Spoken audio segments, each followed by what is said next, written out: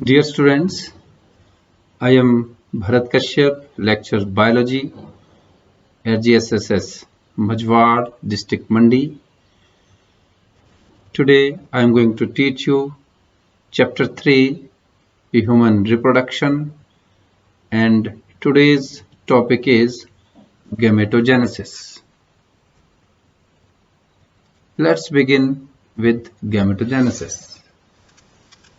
It is the process of formation of haploid gametes. It is of two types: spermatogenesis. It is the formation of sperms. It occurs in seminiferous tubules of testes. It is a continuous process. It begins at puberty and completed in 74 days. One spermatogonium forms 4 haploid sperms. The process is completed in testis. Oogenesis. It is the formation of ovum. It occurs in ovary. It is a discontinuous process.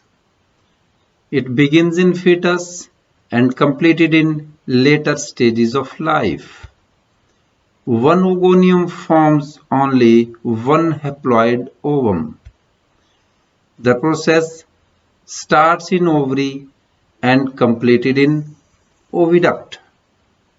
Let us discuss spermatogenesis in detail. It occurs in testes and begins at puberty. The male germ cells or spermatogonia produce sperms. Spermatogonia of inner wall of seminiferous tubules multiply by mitosis and increase in numbers. These are diploid and have 46 chromosomes.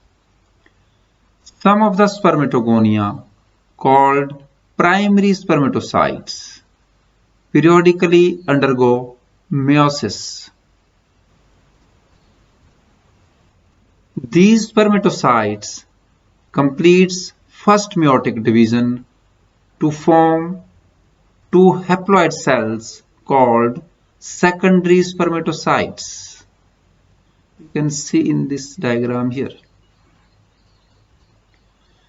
These undergo second meiotic division to form 4 equal haploid and non-motile spermatids.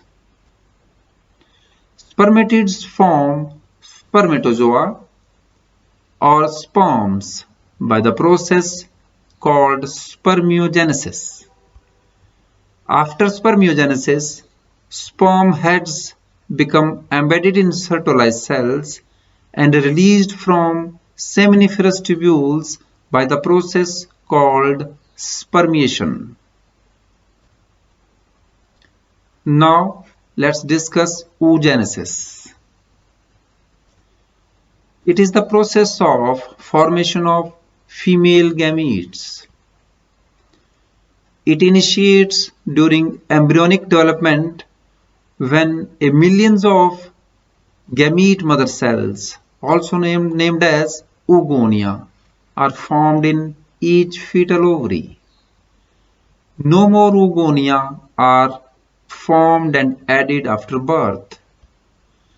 Oogonia enter in prophase 1 of meiosis, and this division gets temporarily arrested. At this stage, these cells are called primary oocytes.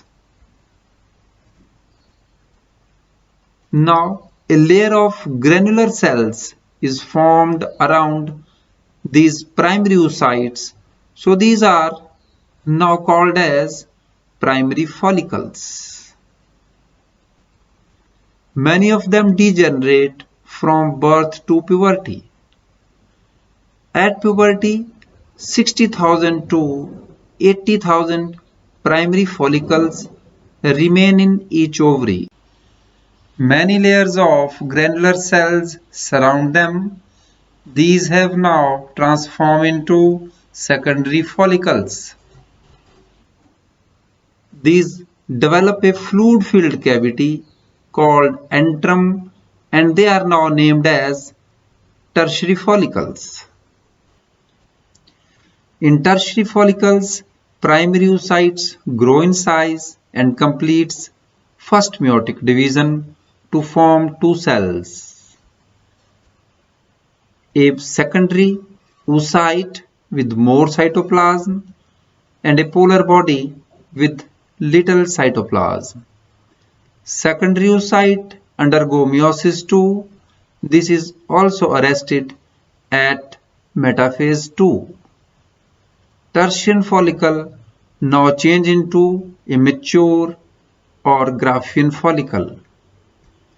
Graafian follicle then ruptures to release secondary oocyte or ovum. This process is called ovulation. Meiosis II is completed only at sperm entry to secondary oocyte. It now divides into fertilized egg and second polar body. Structure of human sperm. It has head, neck, middle piece and tail. Plasma membrane covers the whole sperm. Head has long nucleus, cap-like acrosome with hydrolytic enzymes which play a very important role in penetration of sperm into the ovum. Middle piece. It has numerous mitochondria to provide energy for motility of sperms. It is also called the powerhouse of sperm. Tail. It is the longest part and provide forward push to the sperm. Structure of human ovum. An ovum is spherical, non-motile, microlethal, with little food and large amount of cytoplasm. Egg envelopes. Vitelline membrane. It is plasma membrane of ovum. It controls passage of substances. Zona pellucida. Zona pellucida is the middle, thick, transparent, non-cellular and protective in function. Corona radiata. It is outer, thick of radial follicular cells and provide protein to ovum. With this, we come to close of this today's topic. Thanks for watching.